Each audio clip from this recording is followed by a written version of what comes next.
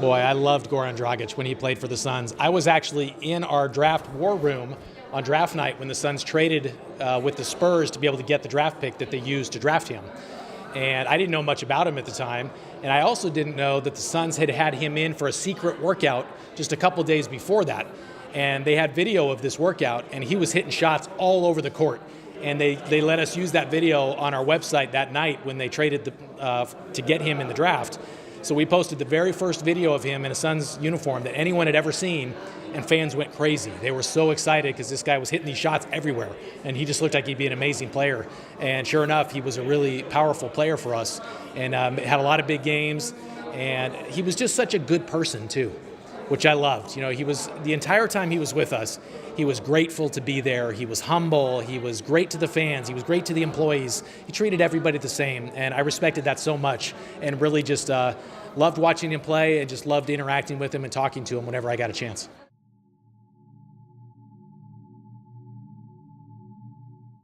We didn't have control over what the players would post on their own social media channels. It really was up to them.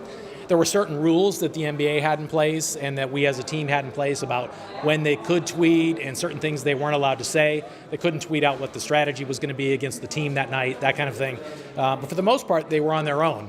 But we would try to encourage them to show more of their lives off the court and be a little more authentic and give fans a look into their day-to-day life.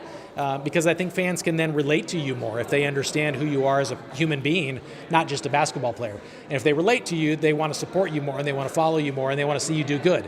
So that was something we certainly would encourage fans, encourage players, and I still today in my new business encourage athletes to do, is be more authentic and transparent and show fans who you are.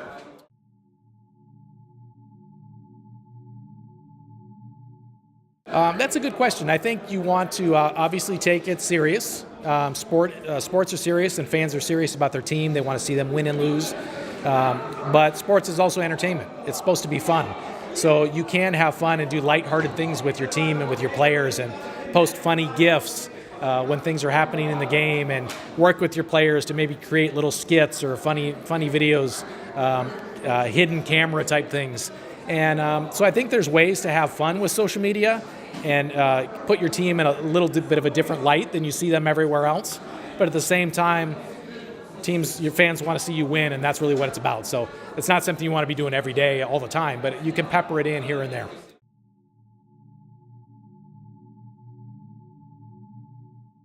I think overall the approach is pretty similar in most ways.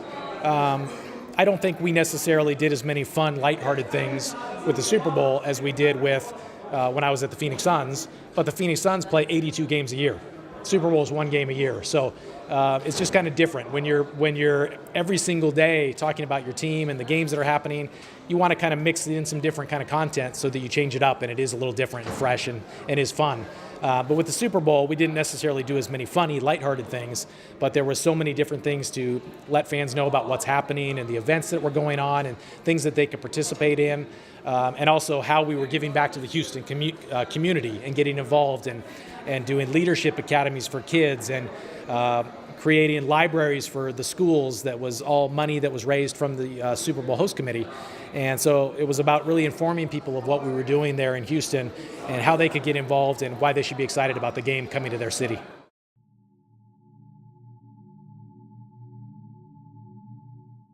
Oh boy, that's a tough question. Facebook, of course, has the biggest audience. There's the most people there.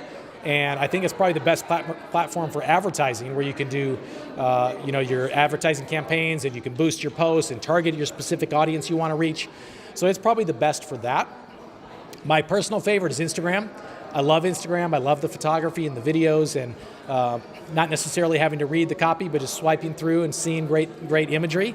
I think that's really powerful. But I love Instagram Story too, because you can have more fun with that and show people behind the scenes of an event that's going on. And so that's my favorite platform specifically.